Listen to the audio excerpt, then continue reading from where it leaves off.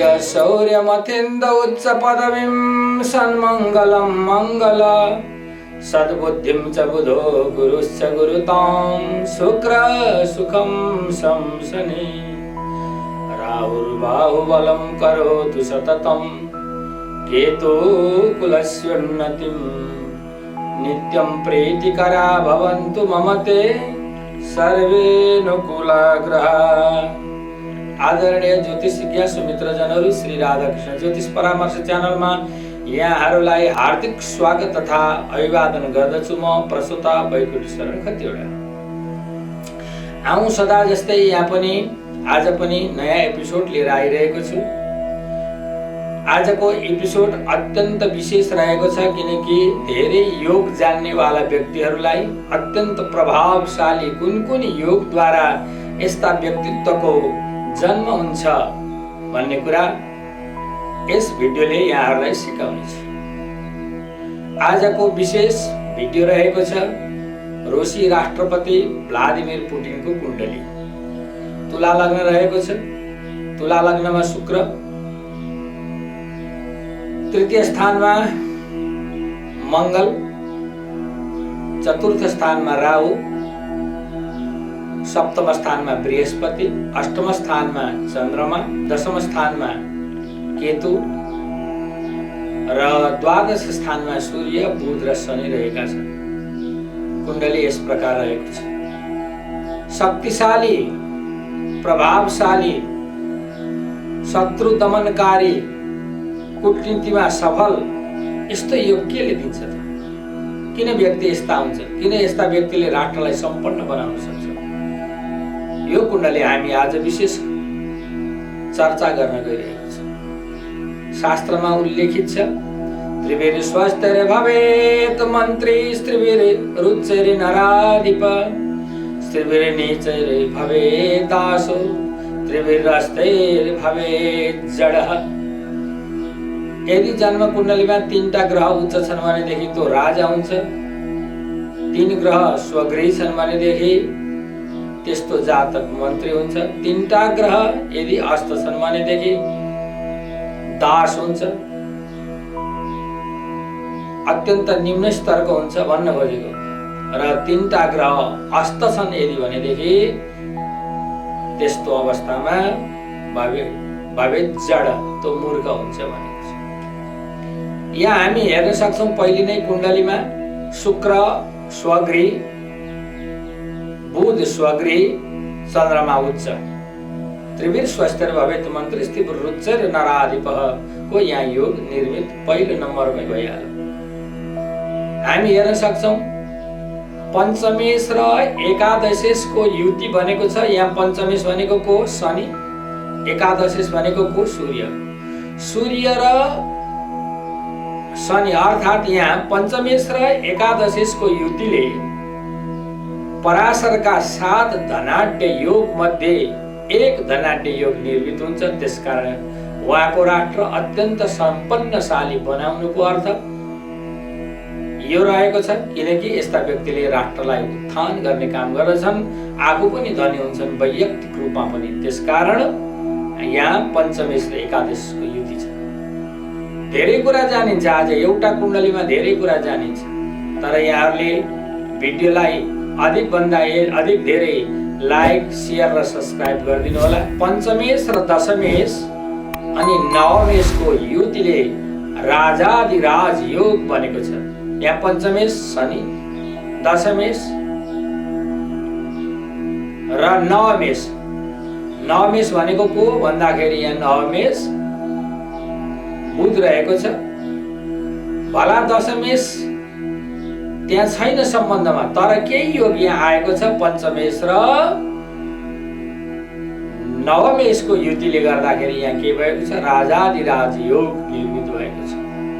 त्यसकारण Vladimir Putin यस्ता भएका हुन्, यति प्रख्यात भएका हुन्। हामी हेर्न सक्छौँ अर्को पोइन्ट, एउटै कुण्डलीमा कति कुरा, धेरै कुरा योग लागू भएको छ। तपाईँ हेर्न सक्नुहुन्छ नवमेश र दशमेशको युतिले पद्म सिंहासन योग बनेको छ किनकि यहाँ नवमेश र दशमेशको युतिले पद्म सिंहासन योग बनेको छ। तपाईँ भन्नुहुन्छ यहाँ नवमेष र दशमेषको युतिले कसरी बन्यो? यहाँ त युति भएको छैन।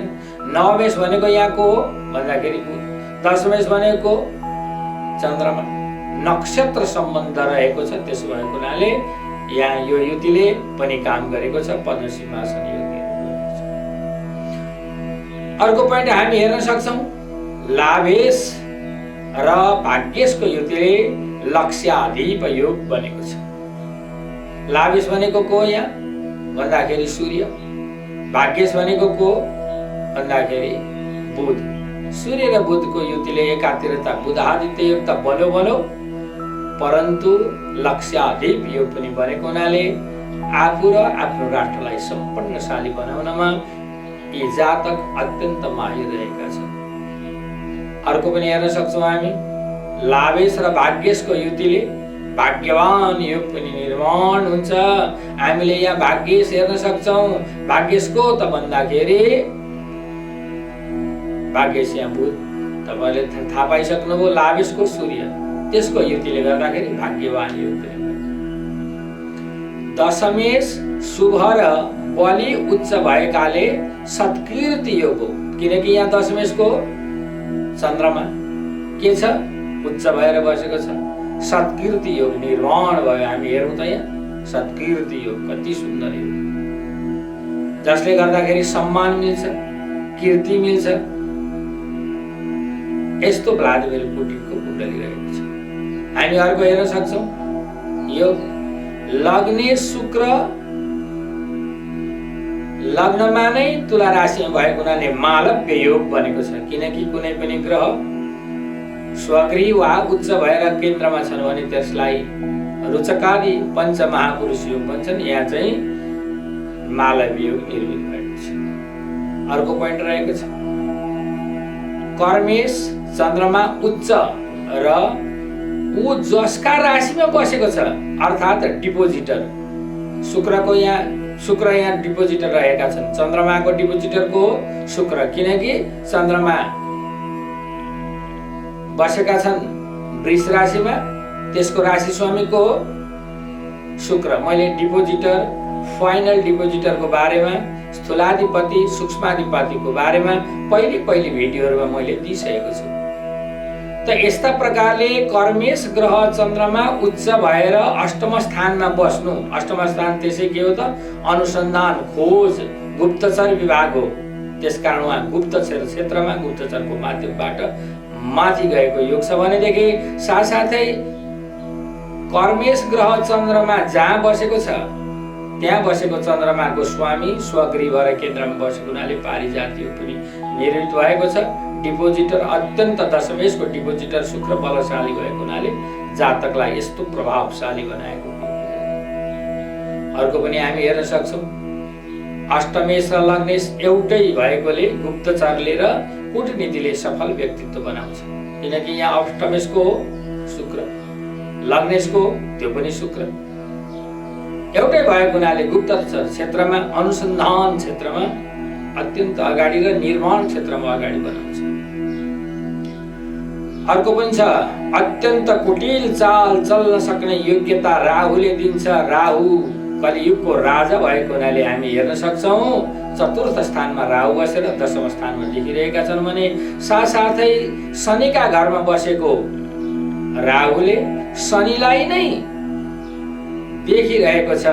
त्यसकारण धेरै लामो समयसम्म यी दुईटा ग्रहको युति दृष्टि सम्बन्धले गर्दाखेरि र यी मन्द गतिमा चल्ने ग्रह भएको हुनाले यी ग्रहले के गरिरहेका छन् भने लामो समयसम्म सत्तामा राखिराख्ने योग बनेको छ।